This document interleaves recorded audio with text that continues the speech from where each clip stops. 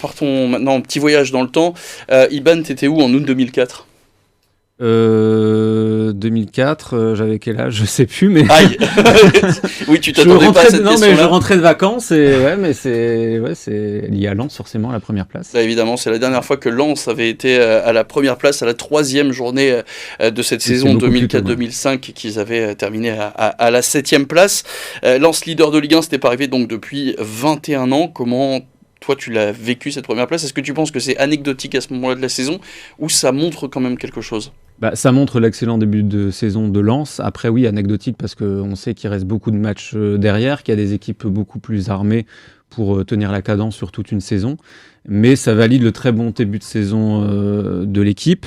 Cette première place, je pense que Lens peut encore la garder quelques matchs parce que derrière... après, voilà, tous les matchs sont compliqués. On l'a vu, ils ont été perdre à Metz il y a quelques journées. Mais bon, le prochain match, c'est à Nantes, qui est la moins bonne équipe à domicile. Donc, on peut espérer faire un résultat là-bas. Derrière, on reçoit Nice, qui est une équipe en difficulté. Donc, je pense que Lens, avec le sérieux que l'équipe met actuellement, la confiance que l'équipe prend aussi de match en match avec ses bons résultats, je pense que Lens peut garder cette Au moins première place. jusqu'à fin décembre? Oui, je pense au moins ce sera sur le podium et après à la trêve être premier, pourquoi pas, parce que Nantes-Nice, c'est des matchs abordables, surtout sur l'état de forme actuel de l'équipe. Mais voilà, ça valide vraiment le très bon début de saison de l'équipe. On n'a qu'une défaite sur les 10 derniers matchs. On est la meilleure équipe à domicile, la deuxième meilleure équipe à l'extérieur. On reste sur 4 victoires consécutives, donc il y a vraiment de solides bases pour l'équipe de Pierre Sage. Anne, ça doit même être l'objectif là d'être leader jusqu'à fin décembre avec Nantes et Nice en adversaire à venir? Ça peut l'être. Après, le Paris Saint-Germain est quand même à un point derrière. Donc... Mais là, en tête de victoire, techniquement, tu restes leader. Oui, techniquement, mais c'est vrai que c'est plus Nice dont je me méfie, où là, ils peuvent être quand même très agressifs. Effectivement, ils sont en difficulté, surtout en Europe, mais c'est ça, ils peuvent être très agressifs parfois. Nantes, ça paraît possible. Après, bon, voilà, comme tu disais, il y a eu Metz avant, en exemple, donc à voir. Mais c'est vrai que je trouve pas que ce soit si anecdotique que ça, parce qu'effectivement, ça confirme le début de saison. Ça l'était vraiment en 2004.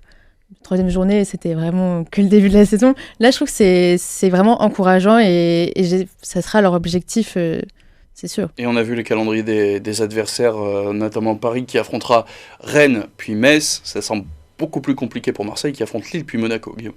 Alors oui, moi je pense que Lens peut garder la place de leader, même au-delà, je dirais, de la trêve. Ils ont rencontré quasiment tous les gros. Ils ont quand même, donc pour moi, c'est pas anecdotique.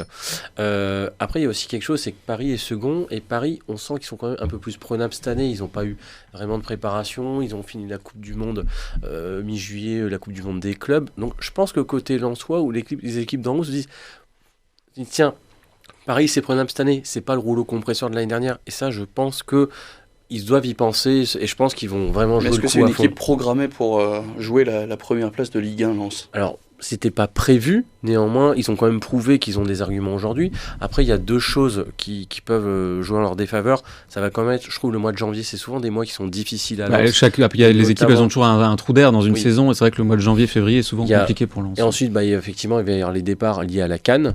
Voilà. Et après, le deuxième point, je pense que ça va être le derby au match retour, parce que forcément, ils vont perdre ce match-là. Et voilà. Mais... En tout cas, oui, on sait qui sont ceux qui pourraient être sélectionnés. On sait qu'évidemment, Sangaré, s'il venait à manquer au milieu, ça pourrait être une grosse perte pour vous à la CAN, Iban. Ouais, forcément, parce que Sangaré, c'est un des meilleurs joueurs depuis le début de la saison. En plus, on sent que Pierre Sage a vraiment son équipe type depuis quelques matchs. Il met les mêmes joueurs tout le temps. Il y a vraiment une complémentarité qui se crée entre tous les joueurs. Et c'est vrai que quand on enlève un élément de cette équipe, on l'a vu à Metz où il a essayé de faire tourner, ça n'avait pas marché. Donc il suffit d'un ou deux éléments en moins pour que ça marche moins bien. Donc pour l'instant, il y a une équipe type qui marche très bien.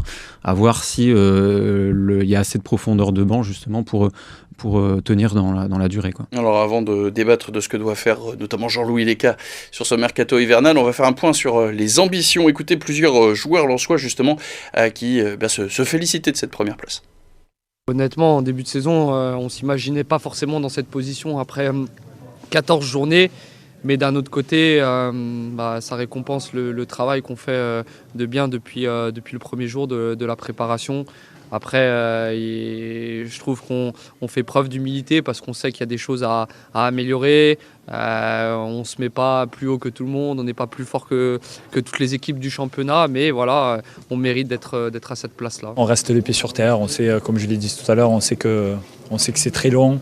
Donc voilà, en tout cas on vit bien, ça c'est sûr, l'état d'esprit est très bon dans le groupe, donc tant qu'on gardera ça, on pourra voyager. Après les ambitions, on les a depuis un moment, c'est pas nouveau. Ce qui est nouveau aujourd'hui pour nous, c'est d'être premier au classement. Mais comme je le dis, c'est beaucoup trop tôt pour s'enflammer, ça veut rien dire pour l'instant. Iban, il dit les ambitions, c'est pas nouveau pour nous, alors que chaque semaine, on a de l'autre côté un Pierre Sage qui nous dit chaque semaine qu'il n'est pas encore maintenu. Est-ce qu'il fait après, un peu comme le... Oui, après le discours peut être différent entre l'entraîneur et les joueurs. Après, c'est vrai qu'il y a quelquefois des joueurs qui nourrissent des ambitions plus élevées que... Enfin, je ne sais pas après ce qui se dit en début de saison sur quelle place on vise, mais moi je me souviens que la saison où Lens finit 2e, je sais que, enfin pas secrètement, mais je pense qu'il y avait Brice Samba et Seko Fofana qui à un moment s'étaient dit dans la saison on peut aller très haut et on va essayer de tirer tout le groupe derrière nous. Il y a peut-être des joueurs qui croyaient un peu moins à l'époque. Il y a toujours des joueurs qui ont peut-être un peu plus d'ambition. Thauvin, du fait de son statut aussi de champion du monde, peut-être que lui aussi il a des ambitions un peu plus élevées que d'autres. Mais là, on a l'impression en tout cas d'un groupe qui tire dans le même sens, quoi. Un groupe qui tire dans le même sens que l'entraîneur Pierre Sage, qu'on écoute tout de suite. Avoir atteint l'objectif qu'on s'était fixé quasiment au mois de février-mars.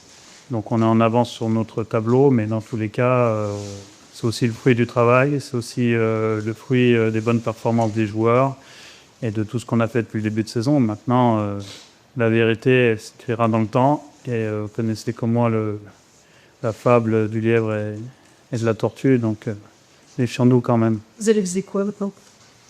On va viser de continuer dans notre progression, de mieux gérer encore nos matchs pour éviter d'avoir le sentiment à la fin que tout est dur pendant 10 ou 12 minutes. Mieux gérer notre première mi-temps, voilà, il y a de la marge encore, donc tant qu'on ne sera pas à notre plafond de verre en termes de jeu, on visera toujours de progresser. Ensuite, ça aura une incidence, je pense, sur nos résultats et donc notre classement. Donc, c'est sûr de dire ça quand on est ce soir premier, c'est assez aisé, mais ça reste notre ligne de conduite depuis le début de saison. Et puis on peut regarder une dernière réaction, celle de Gervais Martel, l'historique président lensois, qui s'est aussi exprimé sur cette première place, lui qui était président en 2004 lors de la précédente première place. Eh bien, lui, il est revenu sur cette équipe, donc il le présente comme un rouleau compresseur qui défend en avançant et qui met un pressing injouable grâce à Pierre Sage qui est top, je cite. Nous, c'était bien plus tôt dans la saison qu'on avait eu cette première place, alors pourquoi ne pas être champion cette saison ? Il faut y croire, sinon autant faire de la couture. Du martel dans le texte. Du martel dans le texte, mais alors là, pour le coup, c'est l'antithèse de Pierre Sage. Il a raison, c'est ce qu'on disait. Encore une fois, Paris est prenable cette année. Marseille a des trous d'air. C'est vrai que ça peut.